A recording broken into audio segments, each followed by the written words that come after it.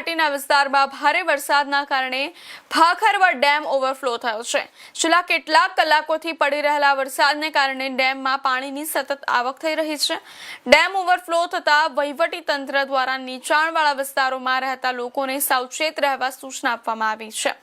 ખાસ કરીને ભાખરવડ, વડાલા, માળિયા, જાનડી, ઘુમડી અને આંબેચા, નાની ધણેજ, જડાકા, સમઢિયાળા અને ગડુ સહિતના ગામોને એલર્ટ પર રાખવામાં આવ્યા છે। તંત્ર દ્વારા ડેમની સ્થિતિ પર સતત નજર રાખવામાં આવી રહી છે। સ્થાનિક લોકોને નદી નાળા નજીક ન જવા તેમજ અનાવશ્યક અવરજવર ટાળવા અપીલ કરવામાં આવી છે।